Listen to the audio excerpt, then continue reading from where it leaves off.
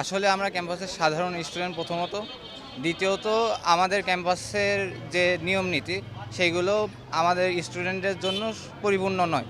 যখন আমরা কর্তৃপক্ষকে জানাই তখন দেখা যায় যে কর্তৃপক্ষদের মধ্যে ঝামেলা চলতেছে। তো ইউজিসি আইন অনুযায়ী যেভাবে একটা ক্যাম্পাস পরিচালনা হওয়ার কথা সেইভাবে আমাদের ক্যাম্পাস পরিচালিত হচ্ছে না, যার কারণে এখানে 1500 স্টুডেন্ট আছে যারা অবিলম্বে সামনের দিকে বিপদে পড়তে পারে, যেটা স্বাভাবিক। আমরা চাচ্ছি একটি সুনির্দিষ্ট ক্যাম্পাস যেটি প্রতিটা স্টুডেন্টের জন্য মঙ্গলজনক, সেই ক্যাম্পাস গড়ে তোলার জন্য। সেই দাবিতে আমরা আজকে এখানে একত্রবদ্ধ হয়েছি। ইনশাল্লাহ অফিসিয়ালিভাবে যতদিন আমাদের দাবিগুলো মেনে না নেওয়া হবে আমরা একত্রবদ্ধ থাকব এবং সামনে আন্দোলন করতে হলে আরও আন্দোলন এবং মানববন্ধন চালিয়ে যাব।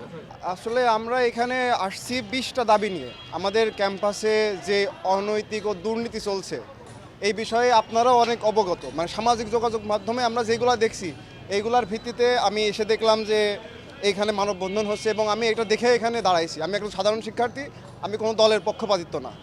এখানে এসে যে দাবিগুলো দেখছি এইগুলো সম্পূর্ণ হচ্ছে যৌক্তিক, একটাও যে অযৌক্তিক দাবি একটাও নাই। যদি কেউ বলতে পারে তাহলে আমাকে বলেন। আসলে আমরা যখন ক্যাম্পাসে শুরুতে ভর্তি হয়েছি তখন আমরা যেইগুলো আমাদেরকে বলা হয়েছে সেইগুলা এখন আমরা 2 বছর পার করতেছি, এখন 3য় বর্ষের স্টুডেন্ট। তো দেখছি কোনো কিছুই কার্যক্রম, কোনো কিছুই সম্ভব হয়নি, কোনো কিছুই পরিচালনা হয় নাই। আমাদের এখানে কোনো খেলাধুলা নাই, কোনো কম্পিউটার প্রশিক্ষণের কোনো ইয়ে নাই এখন যে নতুন প্রজন্মের যেইগুলা। তারপর হচ্ছে এইখানে এসে দেখলাম যে প্রাইভেট বিশ্ববিদ্যালয় সবসময় রাজনৈতিক মুক্ত ক্যাম্পাস হয়, কিন্তু আমরা এখানে দেখেছি যে আওয়ামী লীগের বিশ্ববিদ্যালয় এককভাবে পরিচালনা হচ্ছে। যে আপনারা অবগত আছেন, বেশ কয়েকদিন যাবৎ ইসলামিক রবীন্দ্র মৈত্রী বিশ্ববিদ্যালয় একাডেমিক প্রশাসনিক বিভিন্ন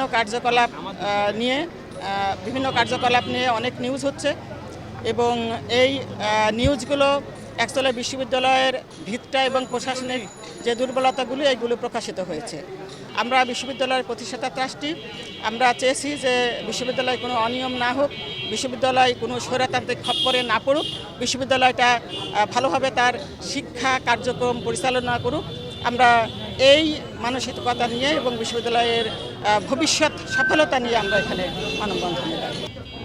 আজকের মানববন্ধন করার অন্যতম কারণ হচ্ছে রবীন্দ্র বিশ্ববিদ্যালয় 1915 সালে প্রতিষ্ঠিত হয়েছে এবং এই বিশ্ববিদ্যালয় সুষ্ঠুভাবে পরিচালনার জন্য একটি বোর্ড অফ ট্রাস্টিজ রয়েছে। বোর্ড অফ ট্রাস্টিজের চেয়ারম্যান সাবেক তথ্যমন্ত্রী হাসানুল হক ইনু, উনি আজীবন এই ট্রাস্টি বোর্ডের চেয়ারম্যান এবং ওনার মৃত্যুতে তার উত্তরাধিকারীরা এই বোর্ডের চেয়ারম্যান থাকবেন এবং তাদের সন্তানদের মৃত্যুর পরে তার বংশ পরম্পরায় যারা উত্তরসূরি হবেন তারা এই বোর্ডের চেয়ারম্যান হবেন। শুধু তাই নয়, এটি কার্যকর থাকবে এই বোর্ড অফ ট্রাস্টিজ যতদিন পর্যন্ত বিলুপ্ত না হবে ততদিন পর্যন্ত। এখানে আরেকটি বিষয় বলে রাখি, চেয়ারম্যান ছাড়াও আমাদের এখানে এই বোর্ডে ভাইস চেয়ারম্যান রয়েছেন, ট্রেজারার রয়েছেন, মেম্বার সেক্রেটারি রয়েছেন। চেয়ারম্যানের পদটি স্থায়ী, ওটি অপরিবর্তনীয়, এটা আমাদের ট্রাস্ট দলিল দিয়েই নির্ধারিত এবং এই ট্রাস্ট দলিলটি নিবন্ধিত রেজিস্ট্রি অফিসে। এই কারণে এটি পরিবর্তনের সুযোগ নাই এবং এটা আমরা দাবিও করছি না। তবে রবীন্দ্র বিশ্ববিদ্যালয়ের বোর্ড অফ ট্রাস্টিজের আরও 3টি যে পদ, ভাইস চেয়ারম্যান, ট্রেজারার এবং মেম্বার সেক্রেটারি, এই 3টি পদে প্রতি 3 বছর পর পর পরিবর্তনের বিধান আছে। কিন্তু প্রফেসর ডক্টর জহুরুল ইসলাম, ইনি বোর্ড অফ ট্রাস্টিজের ভাইস চেয়ারম্যান, তিনি চেয়ারম্যান জনাব হাসানুল হক ইনুর অত্যন্ত ঘনিষ্ঠ হওয়ার কারণে এবং তাদের দুইজনের যোগ সাজশে এই ট্রাস্টি বোর্ডের পরিবর্তন করতে দেওয়া হয়নি এবং গণতান্ত্রিক চর্চা এখনও গড়ে ওঠে নাই। আমরা চাচ্ছি বোর্ড অফ ট্রাস্টিজে যাতে গণতন্ত্রের চর্চা অবিলম্বে শুরু করতে পারি এবং বোর্ড অফ ট্রাস্টিজের নির্দেশনা মোতাবেক বিশ্ববিদ্যালয় প্রশাসন যেন বিশ্ববিদ্যালয় পরিচালনা করে। এক্ষেত্রে আমি একটি সুস্পষ্ট 3টি দুর্নীতির কথা আমি উল্লেখ করব। বিশ্ববিদ্যালয়ের যে বিভিন্ন অনিয়ম এবং দুর্নীতি চলছে, আমাদের ট্রাস্ট বোর্ডের vice chairman professor doctor Zahurul Islam, যিনি আইন বিভাগের শিক্ষক এবং উনি বর্তমানে আমেরিকাতে অবস্থান করছেন গবেষণার কাজে।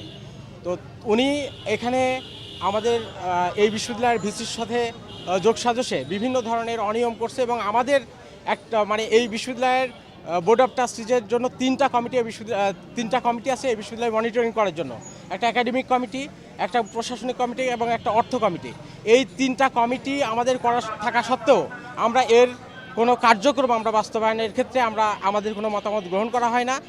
এটা নিয়োগ থেকে শুরু করে সমস্ত জায়গায় অনিয়মভাবে এটা পরিচালিত হচ্ছে। এইটার বিরুদ্ধে আমরা আজকে মানববন্ধন করেছি।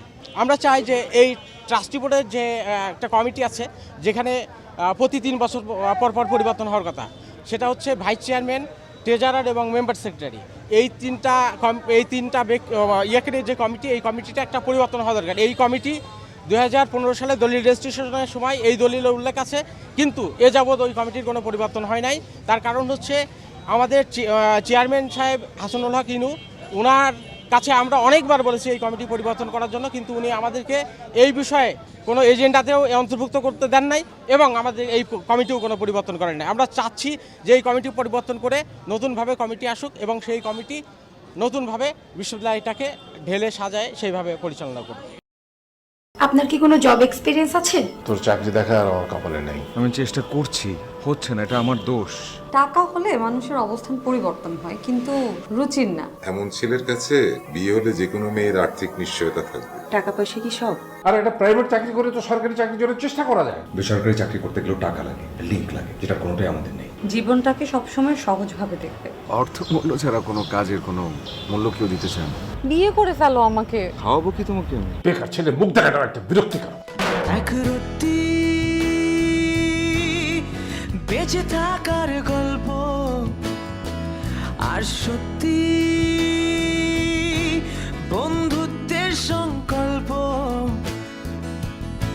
সেটা অল্প অল্প করে বদলে যাচ্ছে কল্পনা।